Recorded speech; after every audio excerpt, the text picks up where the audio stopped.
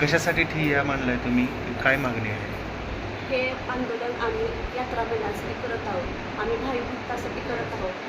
जे श्री क्षेत्र आई तुळजाभवानीचं नारी शक्ती म्हणून प्रत्येक ओळखलं जातं, तिथे आमच्या सर्व महिलांचा अपमान होत आहे. गेल्या 1 महिन्यापूर्वी आम्ही सीओ साहेबांकडे आलो होतो निवेदन देण्यासाठी, तर ते तेव्हा सुद्धा गैरहजर होते. आणि 1 महिन्यानंतर आम्ही त्यांना पूर्वसूचना देऊन सुद्धा ते सुद्धा आज पण सुद्धा गैरहजर आहेत. आणि गेली 11 वाजल्यापासून आता वाजलेलं आहे 3 वाजेपर्यंत आम्ही ते बसलो आहेत, पण त्यांचा काही पत्ता नाही आहे. तर आम्ही हे आंदोलन असे चालू ठेवू जोपर्यंत त्यांनी आमच्या ह्या आंदोलनात दखल घेणार नाही, तोपर्यंत आम्ही इथून उठणारच नाही. कोणत्या मागणीसाठी ठिय्या आहे तुमचा? आमची यात्रा जे यात्रा मैदान आहे त्या यात्रा मैदानाला महाराष्ट्र शासनातर्फे मंजुरी द्यावी.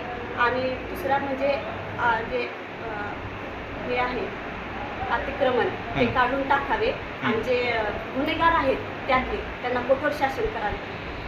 गेल्या वर्षभरापासून तुम्ही या कशावर आंदोलन करत आहे? वर्षापासून आम्ही संघर्ष करत आहोत. जिल्हाधिकारी साहेबांकडून आम्हाला अहवाल सुद्धा भेटला आहे.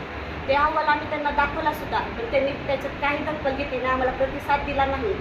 तरी त्यांनी कसला प्रतिसाद न दिल्यामुळे आम्हाला आज हे आंदोलन करत आहोत आम्ही. आपलं हे आंदोलन आहे ते सकाळपासून चालू आहे. दुपारचे 3 वाजता आहेत. या कार्यालयात हे आंदोलन चालू आहे. साहेबांकडून आपणाला कसल्याही प्रकारचा प्रतिसाद मिळाला नाही असं दिसून येत आहे. हे आंदोलन आणखीन किती वेळ चालणार आहे? हे आंदोलन आता जोपर्यंत ते आमची दखल घेत नाहीत तोपर्यंत आम्ही काही इथून जाणार नाही.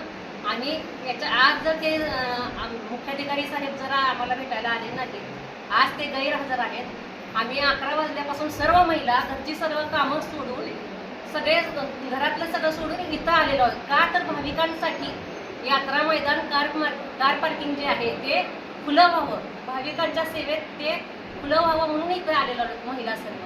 जर कार्यालय बंद होईपर्यंत ते आलेच नाही तर संध्याकाळी आपण मुक्कामी तेच करणार आहेत का?